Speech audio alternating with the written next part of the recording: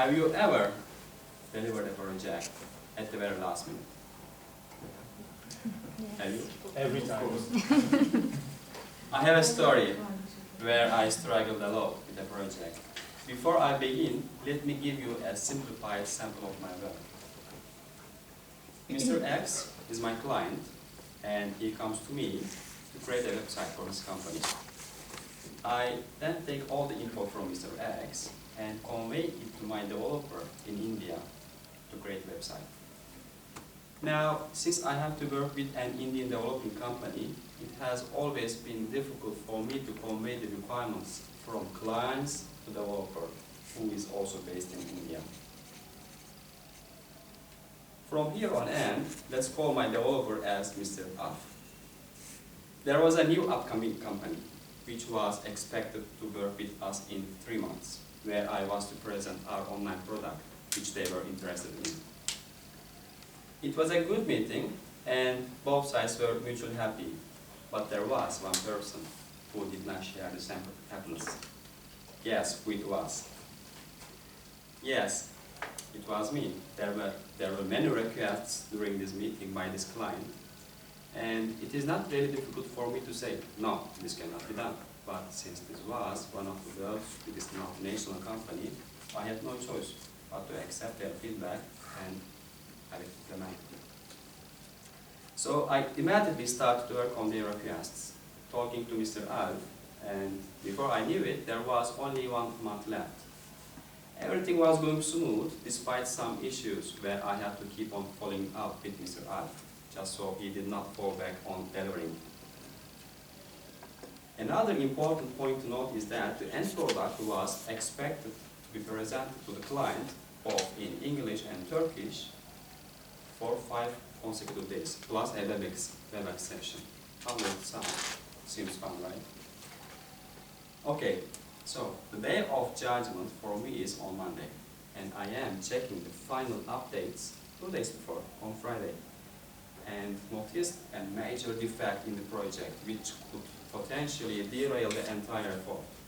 This Friday was spent on trying to approach Mr. Alf, but as usual, he was unreachable. And later in the evening, I received a text from him saying, I was in meetings today. So I continued to tell him about the issue, and he goes like, tomorrow please, I need to leave now. And right after, he left. He simply left. I was like, what was I to do? So I slept on it. Saturday morning, I was ready to sacrifice my weekend to fix a damn issue. And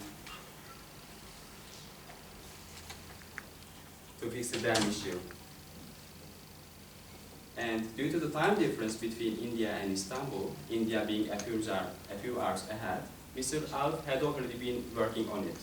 And by the time he resolved the issue, it was almost end of business for them. Therefore, the actual corrections could not be uploaded on the live site. Mr. Alf had to leave again, regardless of me literally begging him to have the changes implemented on the live website. He left again.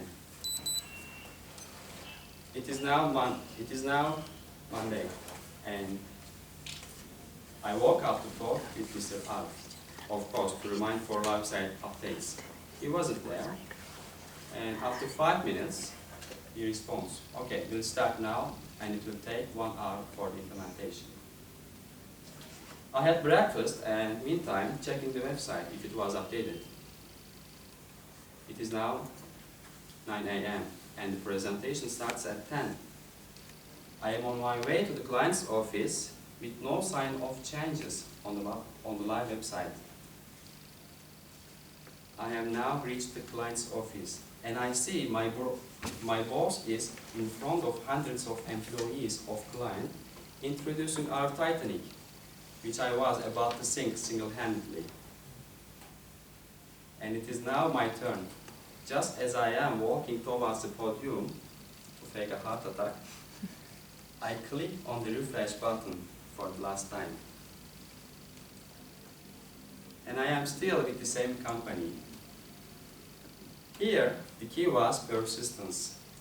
even though at some stages in time my whole world was falling apart. But I still did not succumb in following up with Mr. Alf, which led to my success. Never give up. Thank you.